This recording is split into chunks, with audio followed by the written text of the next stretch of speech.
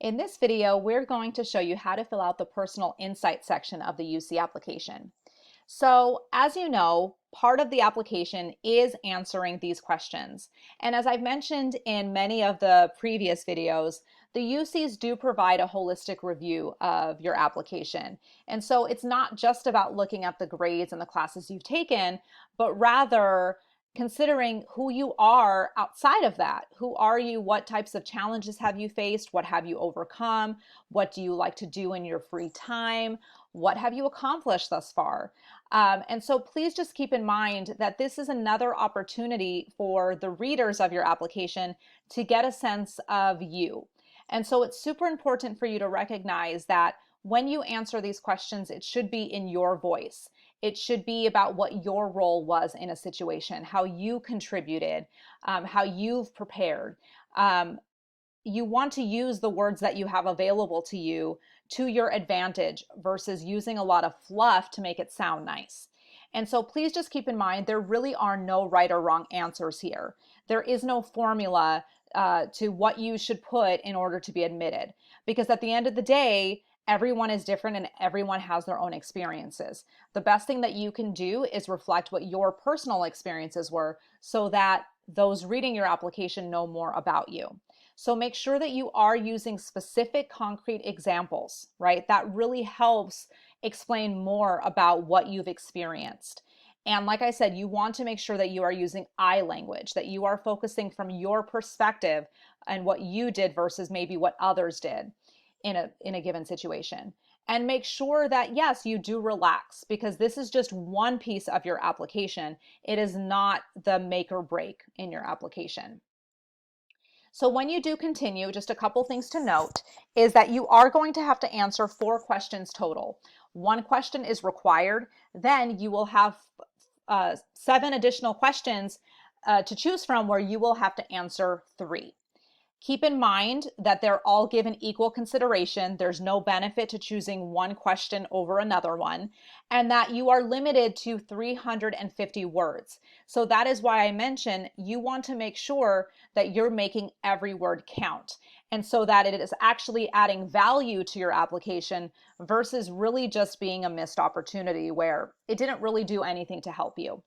So you'll see on here that the required question is to please describe how you have prepared for your intended major, including your readiness to succeed in your upper division courses once you enroll at the university.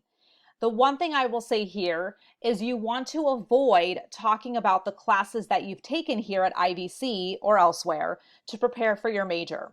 They already know what classes you've taken because you reported them in the academic history section.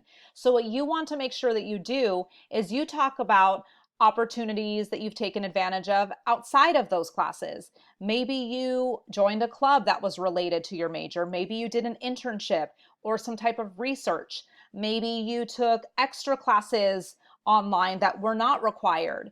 Those are the types of things that you really want to speak to, because it shows your dedication to this major beyond just, oh, well, I know I needed this class and therefore I took this class, right?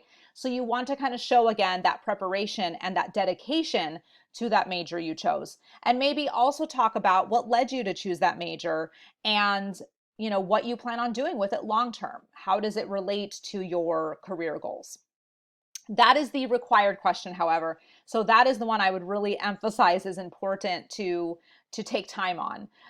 Beyond that, again, you have these additional 7 questions to choose from where you can answer anything from talking about your leadership experience to your creative side, any talent or skills that you have, how you've faced a challenge or how you've taken advantage of an educational opportunity, how you've maybe made your school or your community a better place.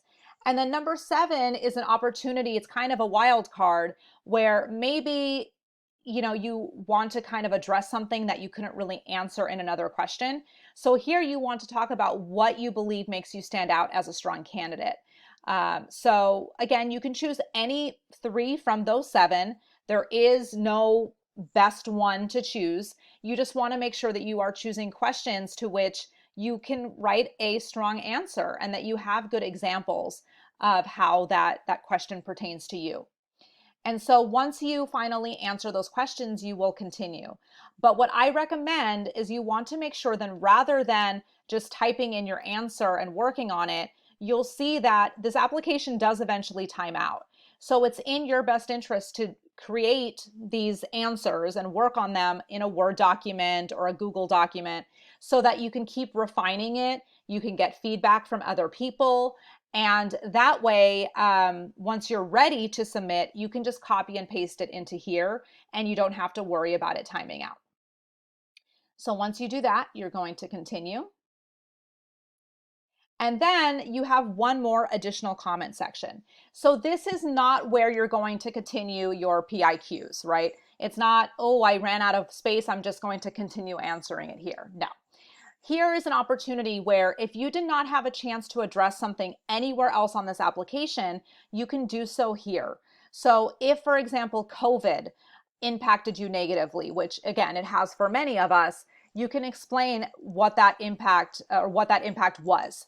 Or again, anything else in regards to your personal or family circumstances that you just really didn't have an opportunity to speak to and you feel is relevant for the readers to know. That you can all list here in this additional comment section.